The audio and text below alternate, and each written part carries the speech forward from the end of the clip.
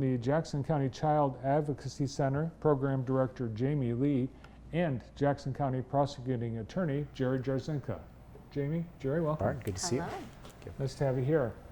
The Child Advocacy Center, let's first find out what that is. It's unfortunately something that we have to help kids at a bad time.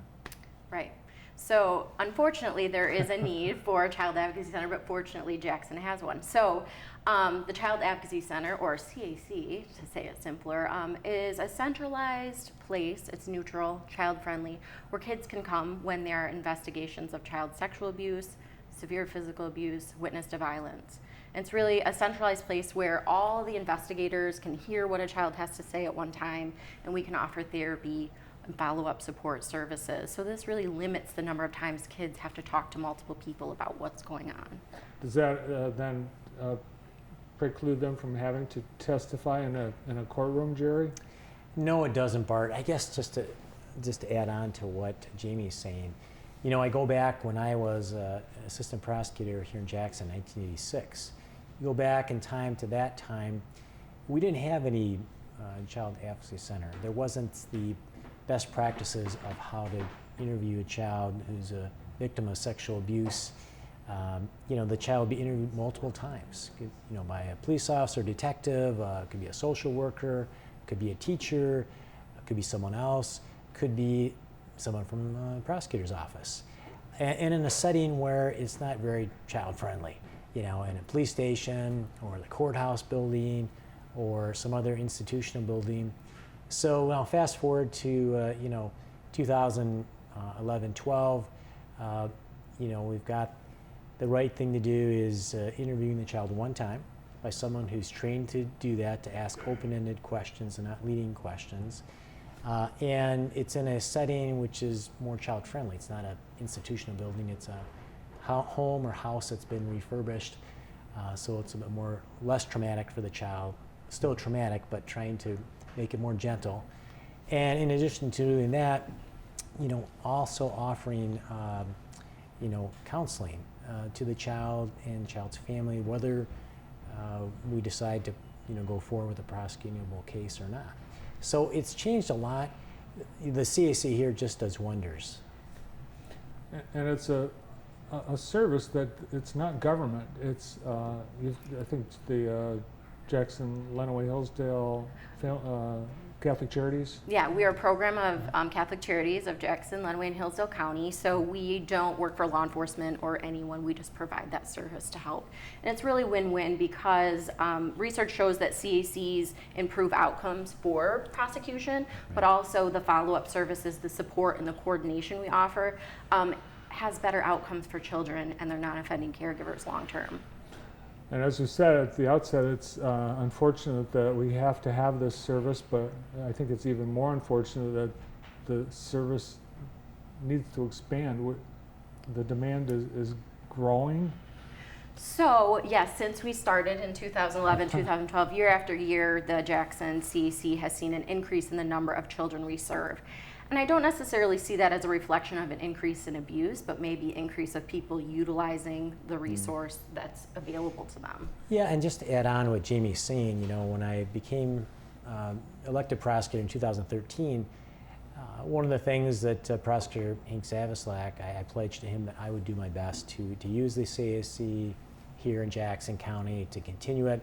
And so I had a concern, well, gosh, we weren't going to have enough cases to go there for interview. And I quickly found out in my first month that it's just the opposite. And I think by the end of that year, we had interviewed over 70 children forensically. And now last year, 2018, I think we're close to 350 interviews. And so just for your viewers and yourself, Bart, you know, it's not just we sit down and talk. This is like a 10-minute interview. It's quite an involved process.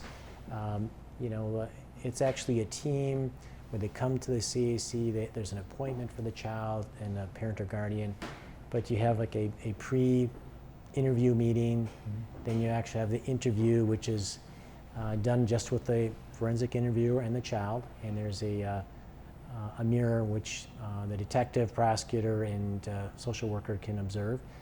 And then after, there's a post-team meeting to talk about what was said and Do we have a case to bring or not?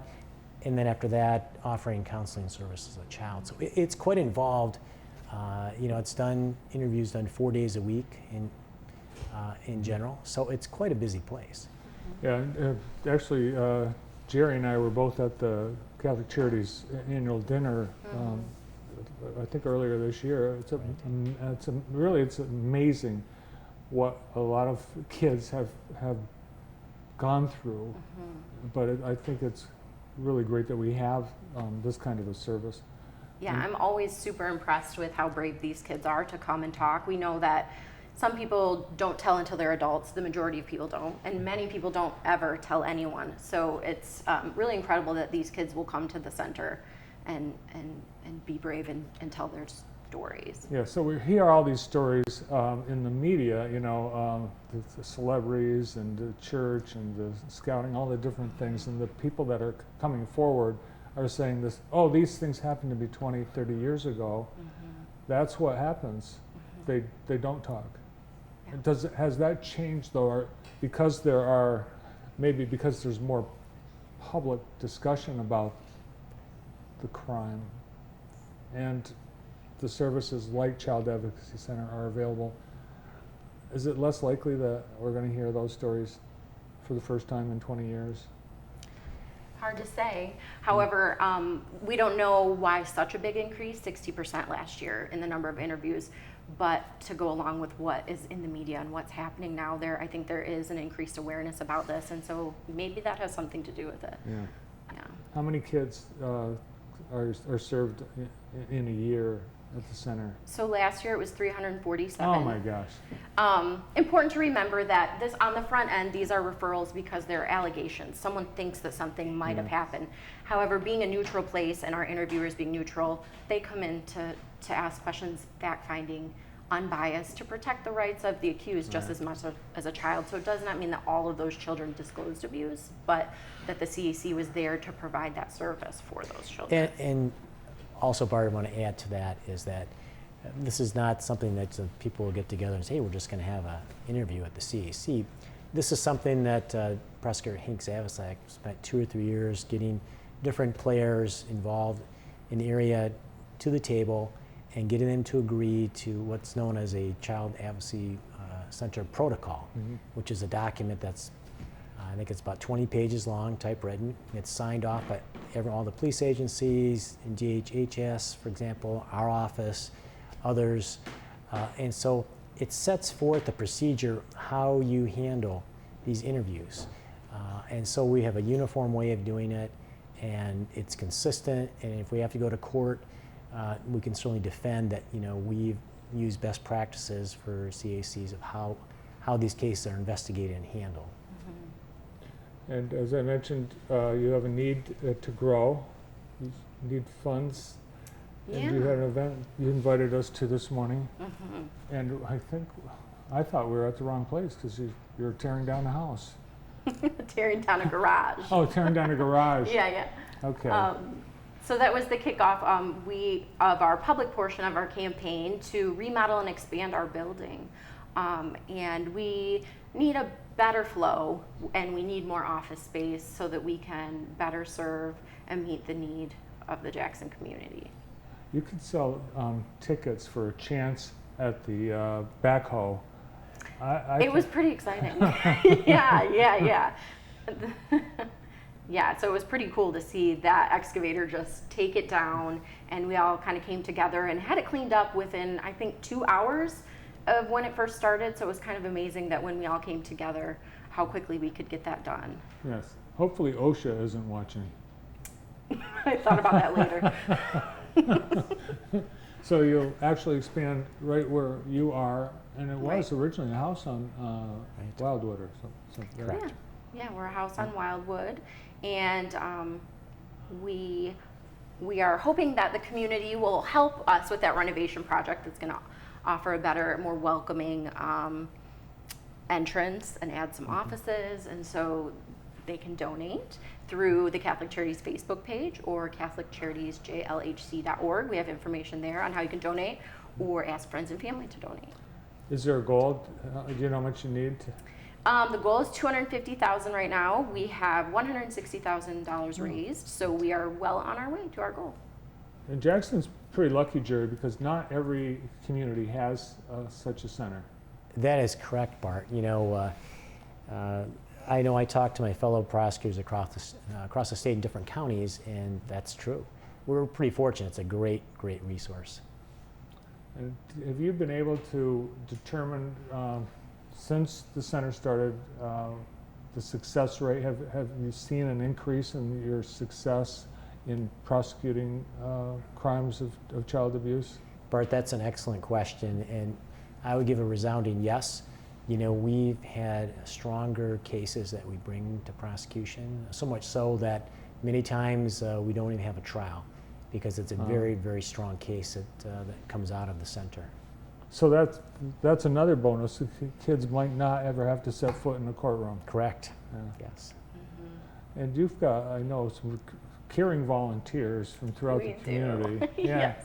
So that you try to give a home-like atmosphere. We try to make it very welcoming for people. We have a waiting room with toys and colorful accessories, chairs and things, just to make it feel comfortable and child-friendly. That's an important part of what the center does. So we have our great volunteers who welcome the families in and spend time with the kids, sometimes just make them feel at ease in a situation that can be very nerve-wracking, uncomfortable, upsetting for families and children. But in follow-up surveys we do, caregivers resoundingly say and appreciate the kindness of our volunteers, the warmth and calmness of the environment. So Jerry, what's the process? Say someone in a family says, you know, I got to tell you what happened when I was at a relative's last week, and it's a bad story. The police get called, and then at what point does the Child Advocacy Center play a role? Bart, that's a good point. Typically, you know, you've heard of mandatory reporting. If there's information about sexual abuse of minors, so that could be in a school setting, or it could be a family member, normally contacting either the police or DHHS, Child Protective Services, and that kind of starts it.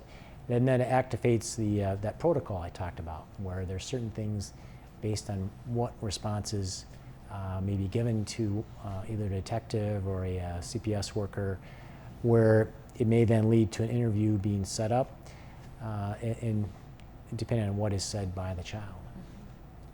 All right, pretty big goal, 250,000, but more than halfway there. That's great news. And we gave you information on screen of website and phone number where you can call or how you can help. And do you have a timeline? It'd be great if we could meet that goal by the end of the month. Yeah. Okay. Yeah. So the need is like now. You need to. Yeah. We need the public's help in this endeavor, most definitely. Yeah.